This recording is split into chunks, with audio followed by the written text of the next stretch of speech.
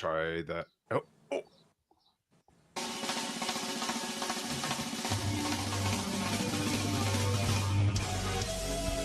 There it is. Hey, everybody. How's it going? Dan here with Steven Schinder and John Hey, Lodge. John Lodge. Hey. Yeah, how are you, John? Thanks for taking time to join us. Thank you. Yeah, fine. Great. Yeah. Well, lots to talk about. You got a beautiful new solo album. And folks, just so you know, John will be touring the U.S. East Coast from July through August. And John, whenever you're in that area, is there somewhere especially that like must have stops on your itinerary that you like to visit, whether it's somewhere to eat or relax or just check out something that you're fascinated by? I'm a bit of an explorer. I like to find new places, new venues, new restaurants, make new friends. I just love the experience of everything, you know. And so there's no favorite place. If you're by the seaside, I love being by the seaside. If I'm in the mountains, I love being in the mountains, but I prefer the seaside. Great. That's awesome. Especially in the summer, you know, the vibe, everybody's in good spirits, and it makes great concerts. Yeah, absolutely. The weather's so nice down by the seaside in the summertime. Yeah. Yeah. Sounds like a song. It does. Yeah. And we have the tour dates graphic right here. I'm just pulling it up so people can see. And there it is. I'll zoom in a little bit. But yeah, you're starting in Red Bank, New Jersey, July 19th, and it goes through August 7th in Des Plaines, Illinois. And we also have the minute-long promo, which we can play right now, if that's all right. Yeah, let's do that. Go for it, Steve.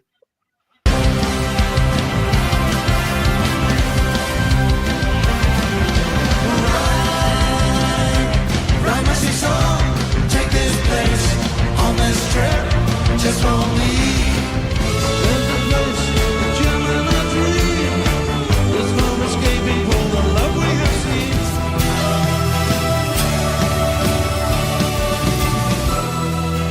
Nights in white satin,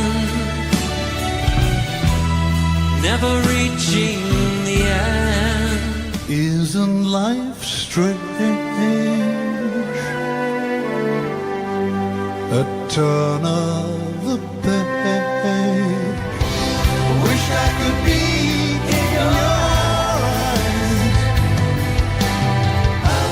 Looking out, there you are. Sounds so good, John. Yeah. Yeah, it's amazing. Yeah, great new album too. Well, EP, yeah. Love Conquers All. Yeah, absolutely. 3 songs were written during some health challenges that you had, and then 2 songs were done during lockdown. Wow, remember lockdown, everybody? And reimagined for this. And John Davison, who's now your son-in-law, is on throughout, and the two of you wrote Whispering Angels together and even brought Jeff Downs from Yes aboard to play keys on that song. And what was that process like? Oh, it was fantastic. John put these chord sequence together. He was working on it, and I said, I like that. And I could hear the melody going on in my head. And so I sang a rough melody, went into the studio, put the bass line on, and then I said, I know what, we need Jeff to play keyboards on this. And so I rang Jeff up and asked him to play keyboards, and he said he'd love to, you know. And it's for me, it's fantastic because the song itself, Whispering Angels, and the length of the song and the format of the song, it's like going back to the core 7 albums of the Moody Blues.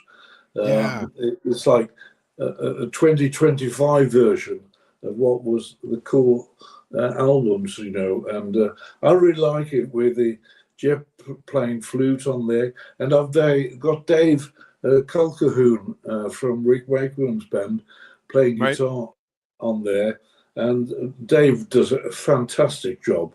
And he played exactly what I wanted, you know, to add the rock and roll to the ethereal flute and the big majestic strings of Jeff Downes.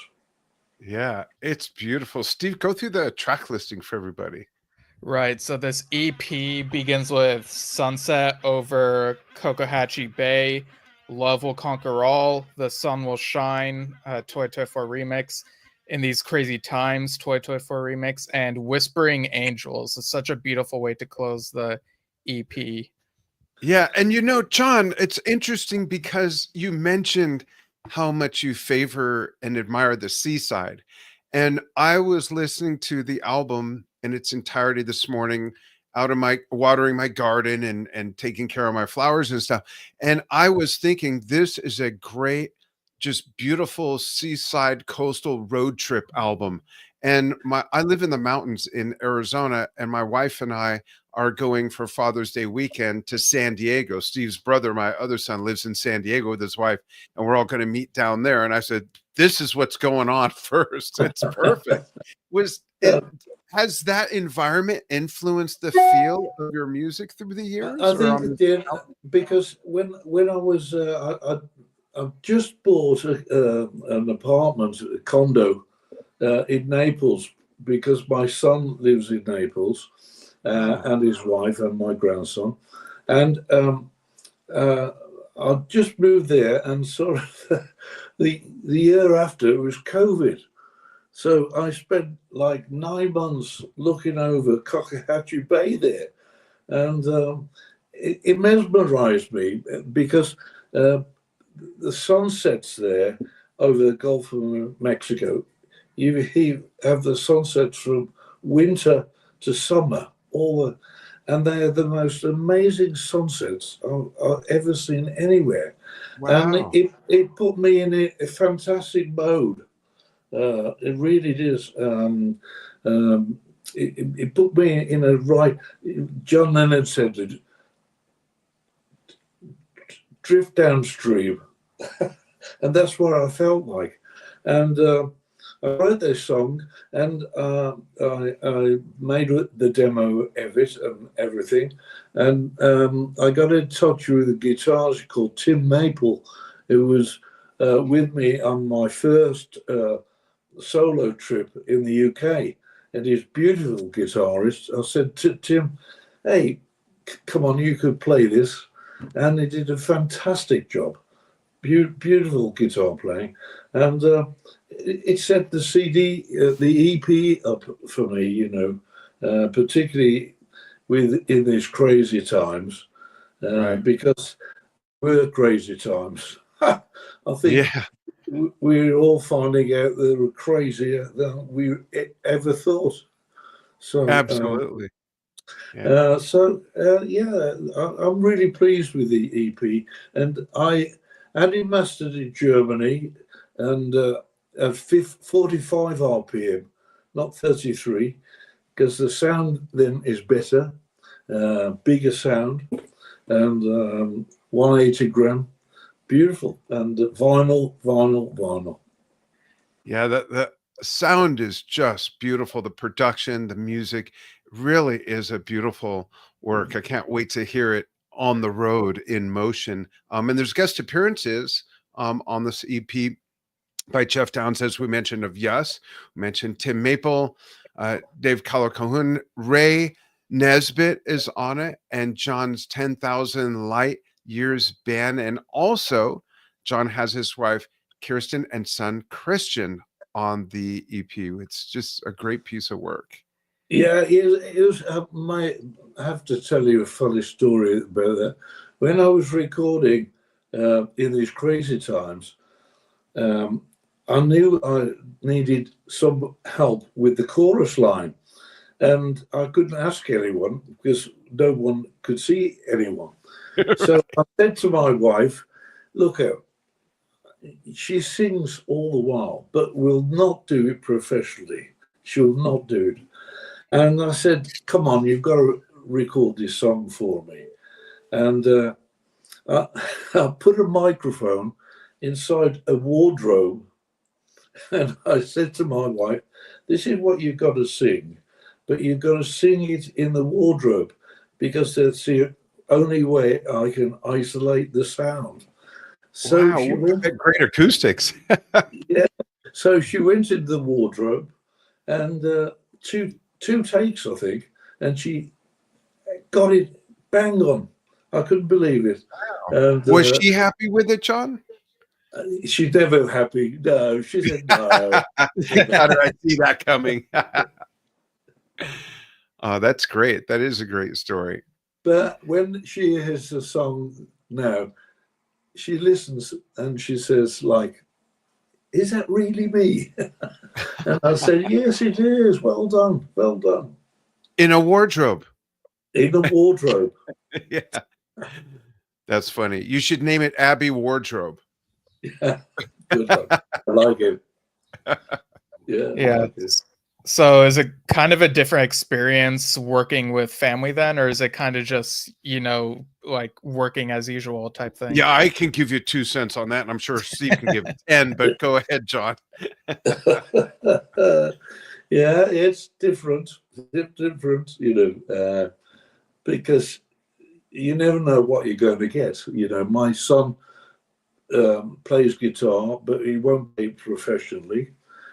He played the guitar in these crazy times, and he played beautiful guitar, So it's wonderful for me when these flowers, you plant a seed and you've got a beautiful flower, and it's wonderful. Oh, it's beautiful indeed. Absolutely. Back in was 2023, you also released Days of Future Past, My Sergeant, and remaining of the classic Moody Blues album. Amazing album, and love the orchestrations. What was it like trying to approach such a classic album in a new way, like basically reimagining it?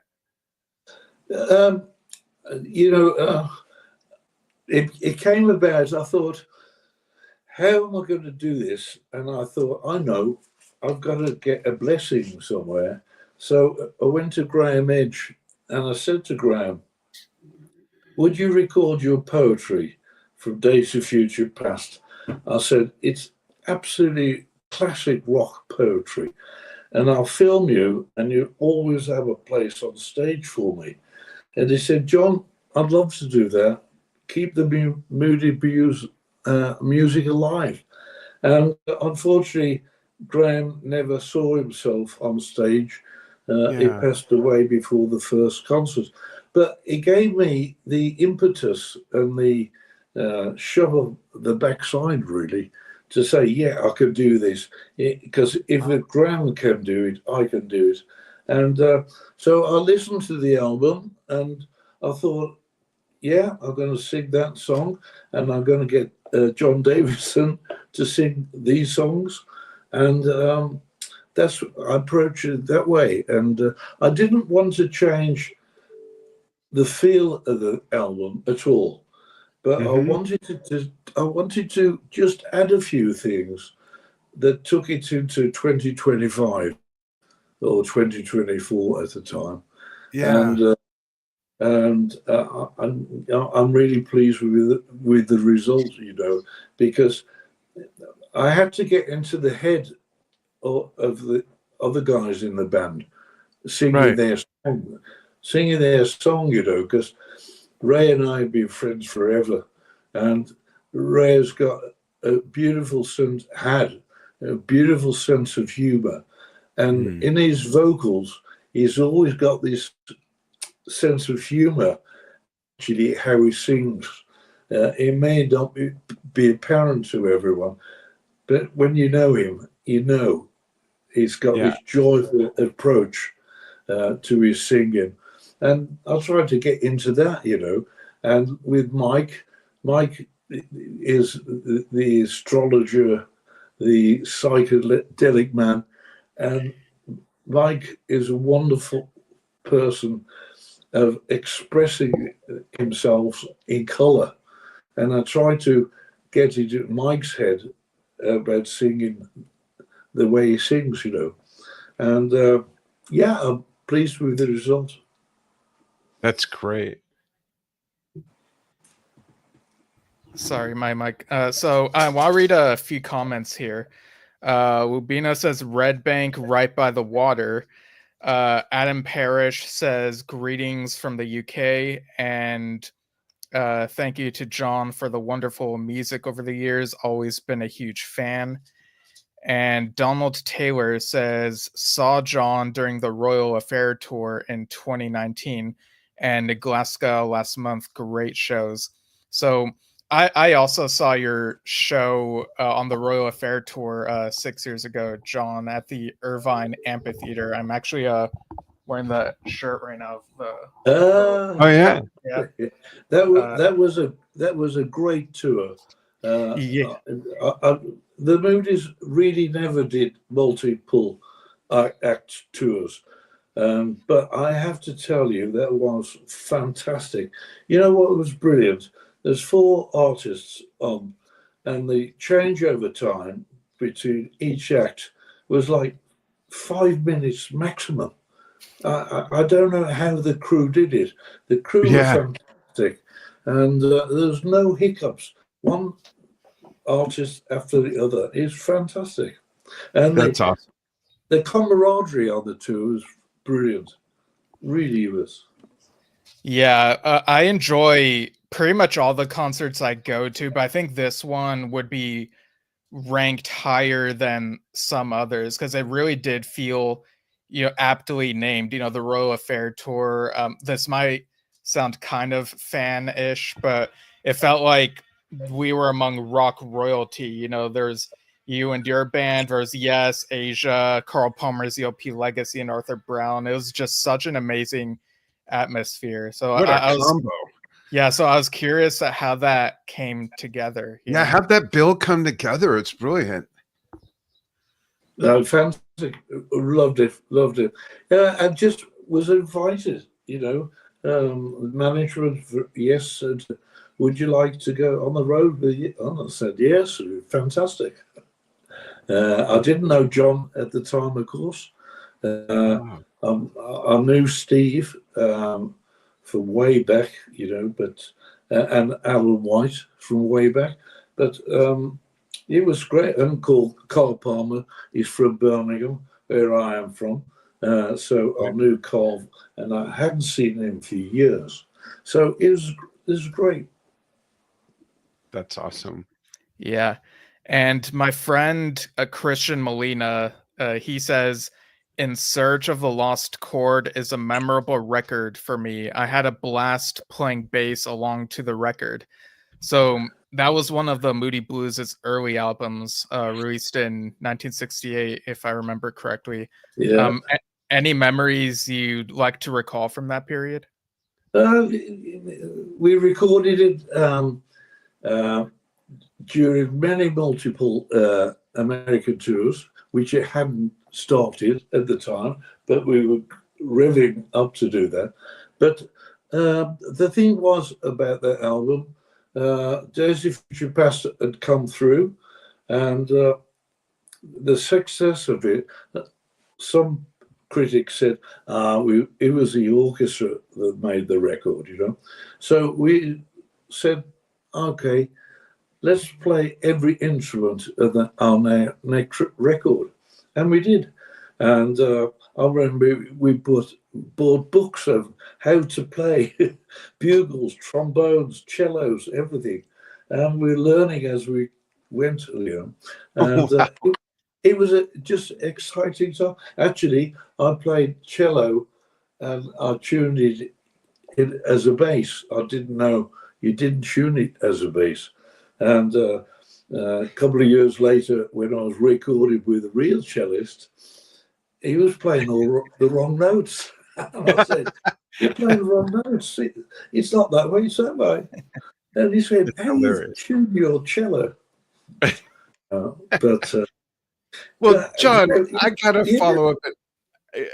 Go ahead, and then I have a follow-up question to that. No, it's just you never know what difference it makes. Hendrix played his guitar strung back to front, Right. so Yeah. you never know what you're accomplishing. By doing something totally different. So going back to Steve's question, 1968. In 1968, could you even pronounce the date 2025, let alone think you'd be touring and playing music? Like, what were your thoughts looking ahead at that age and in that time as a I think musician?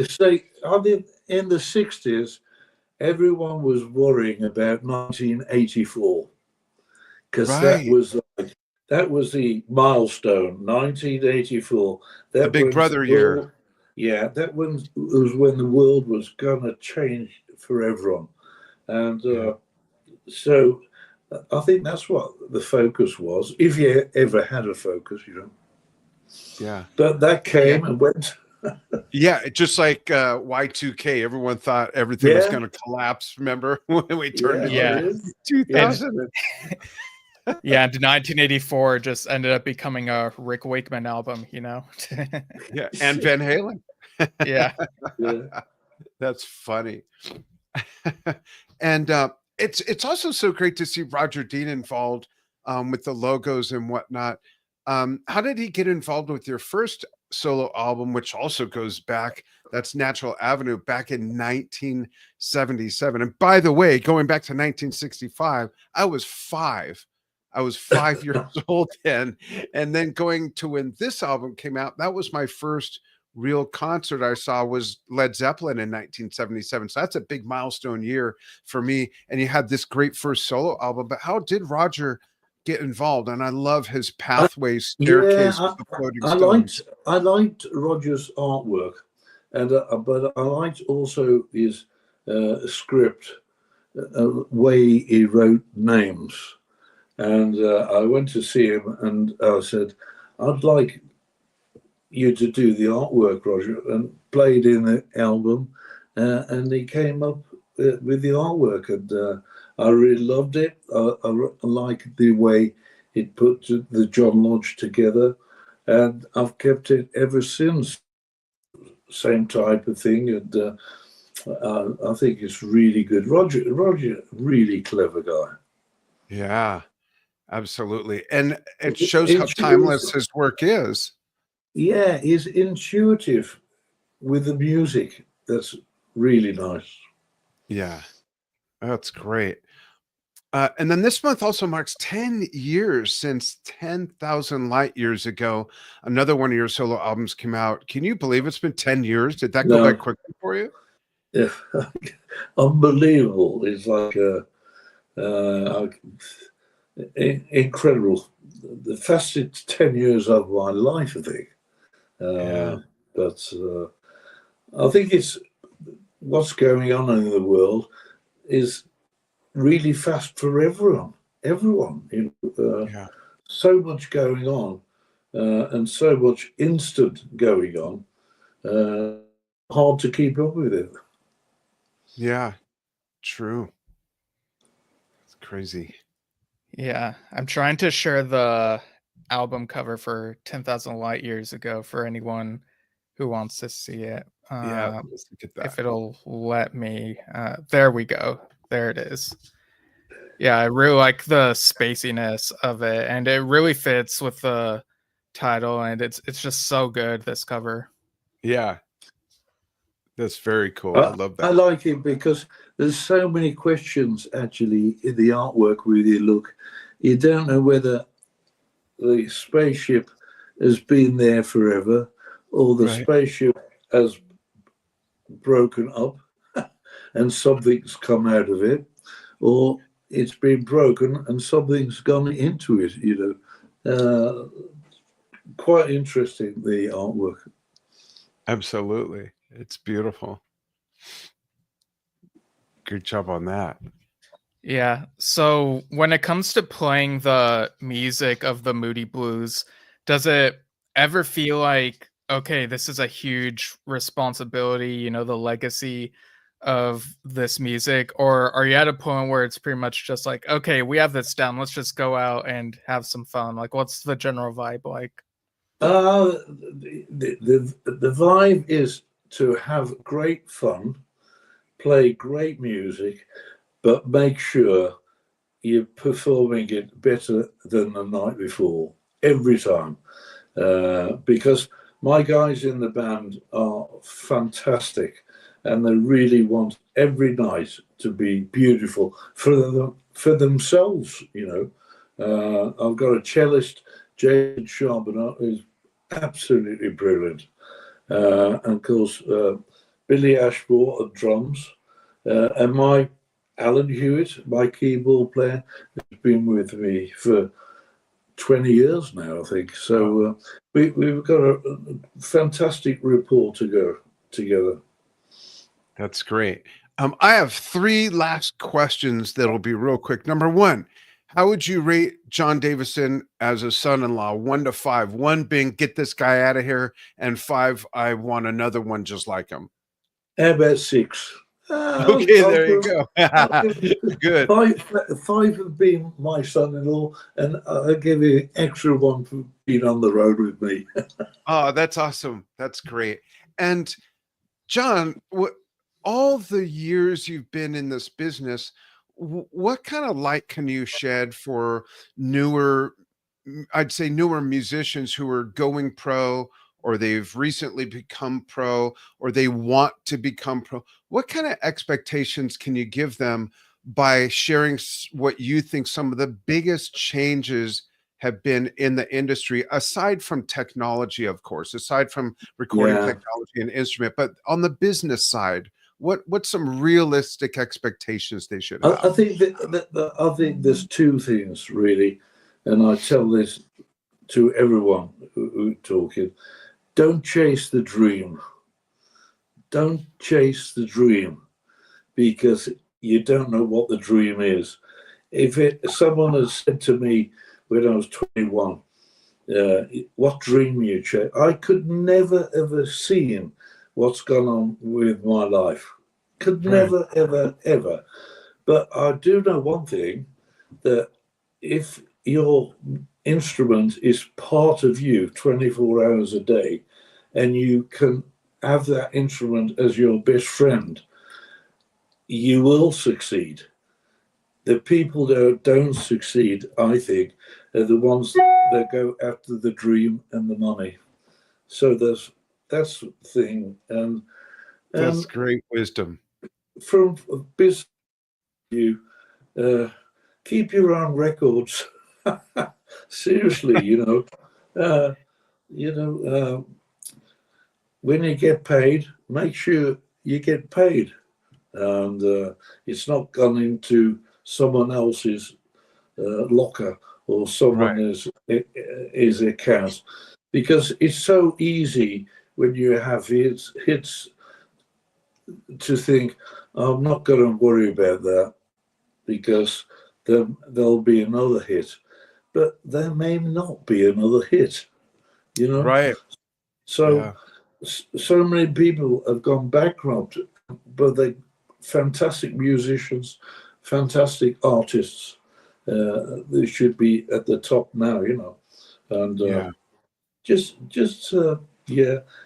have that instrument as part of your life, and you're never going to be the greatest musician.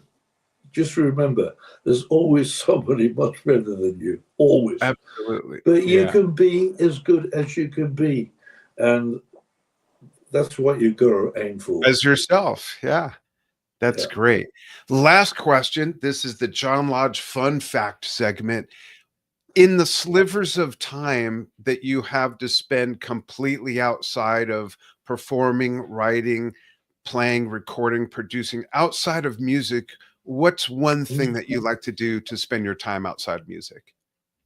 I love playing golf.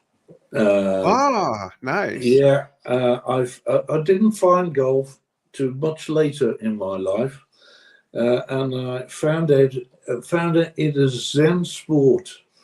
When somebody said play golf, I said, I can't wear those clothes. You know, that's not me. But I realised when I was in the studio and get stuck for an idea, if I went on the golf course, I'm focusing so much on trying to hit that bloody ball. It opens up your mind. It clears Yeah. your mind. It gets rid of the cobwebs. And I've found many times I've had a creative impulse on the golf course. And yeah, That's I don't great. play that much. I don't How's play your that game? much. But How is I like being tested, you know? Yeah. Yeah, you gotta focus on hitting it, and then you gotta focus on finding it after you've hit it. How is your Yeah, game, John? yeah. Not if you don't hit it. Right, if you stay out of the weeds, you're safe. Yeah. Yeah. I tell people I play in the low 60s. Sorry? I tell people I play in the low 60s. Okay. If it First gets off, any warmer than that, I won't play. Well, that's great. John, thanks for making time to spend with Stephen and I here on Yesshift. We loved having you. You're always welcome to join us again. And if you don't mind, hang on the line after we say goodbye to the audience. And everybody, thanks so much for joining John Lodge and myself, Dan Schinder, with Stephen Schinder. Yeah, and go to johnlodge.com, check out the tour dates and all the different releases, all sorts of great stuff there. So johnlodge.com, everyone. Yeah. And Steve, where can they follow us? At Yesshift on Facebook and YouTube. And if you go in a podcast app, type Yesshift, it'll probably find us. We're easy to find. Absolutely. Thanks, everybody. We'll see you soon with more fun stuff. Thank you.